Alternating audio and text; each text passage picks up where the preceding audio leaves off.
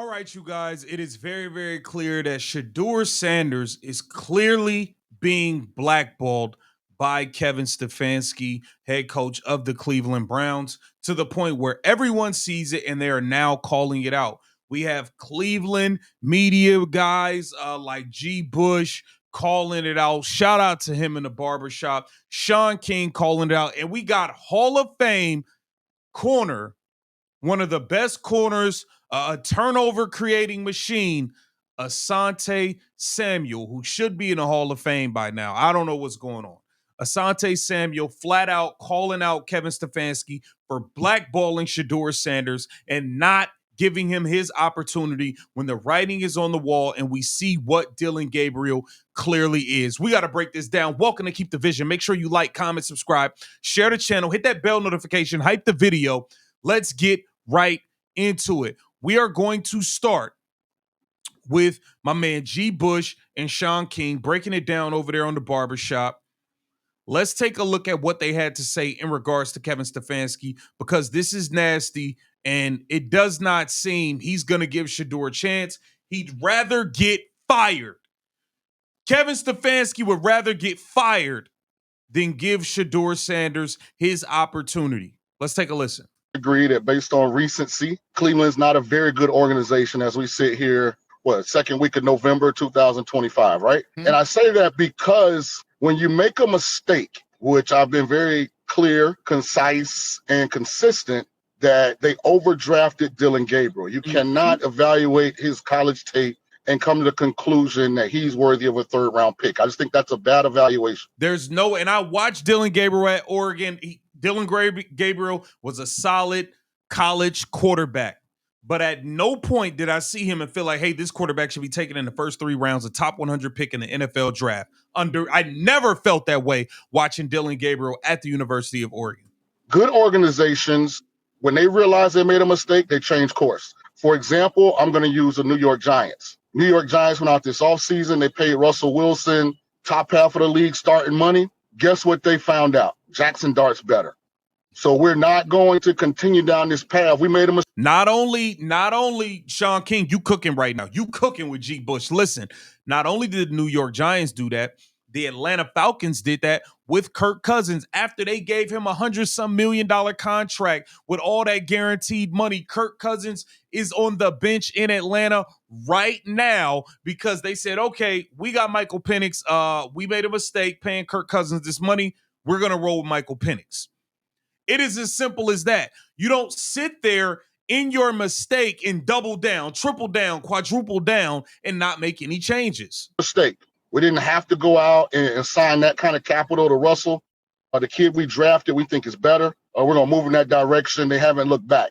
Cleveland's still living behind a lie. They are still unwilling to do the right thing and say, you know what, we made a mistake in where we selected Dylan Gabriel.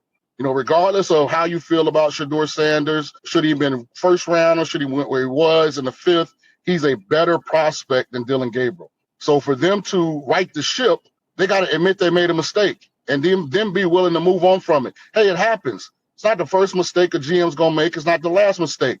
But when you compound it by being unwilling to change course, then I think that's when, as an owner, the Haslams really have to look at making a change. You know, I think Jimmy Haslam needs to fire Kevin Stefanski. I don't think this dude needs to be back under any circumstances. He's cooked. It's funny that you mentioned that because I was thinking about that as we prepared to do the show. And I was thinking about some of the moves that other teams have made. You know, the Tennessee Titans, I mean, generally speaking, when you draft a quarterback and that quarterback is taken by a certain regime, it usually you give them a little bit of time because that's their guy to kind of develop. But when you watch the Titans, they had no problem moving on.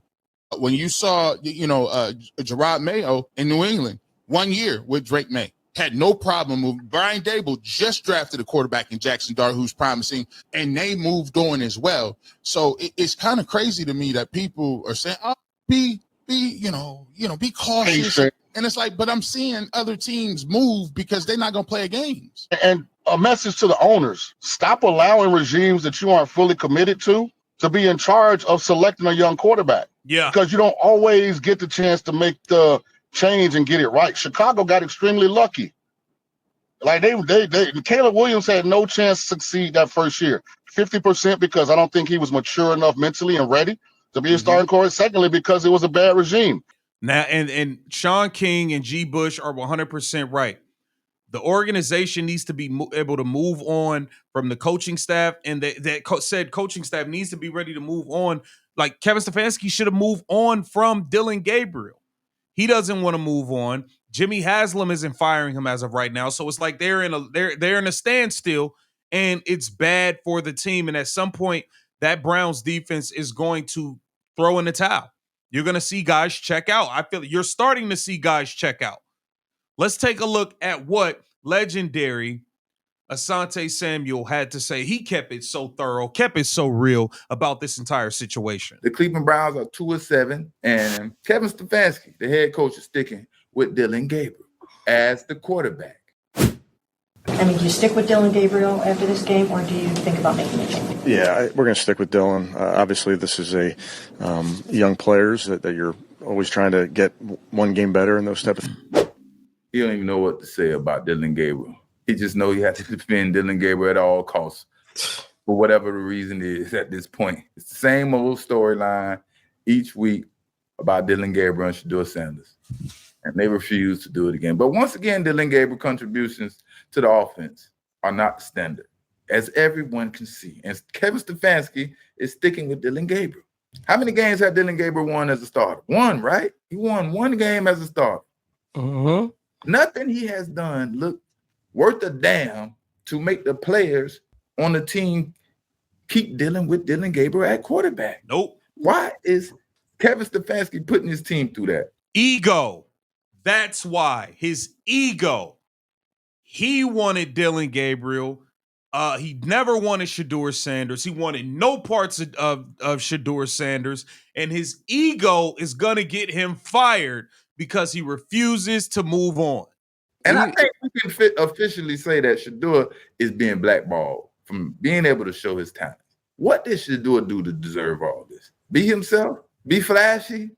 Just like any other kid? And Kevin Stefanski, he cannot be worried about his job security the way he is carrying on and still continuing to play Dylan Gabriel. It's hard to believe now because this is buffoonery.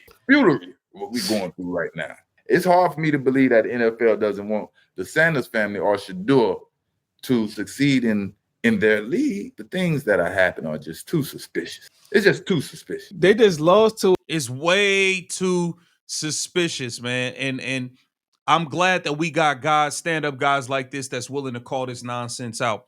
Kevin Stefanski is blackballing Shedeur Sanders from getting in games. He's being blackballed by this team. It's nasty work. Jimmy Haslam needs to come down and fire Kevin Stefanski immediately. Get down in the comments. Let me know what you think about this. This is Keep the Vision. Make sure you like, comment, subscribe.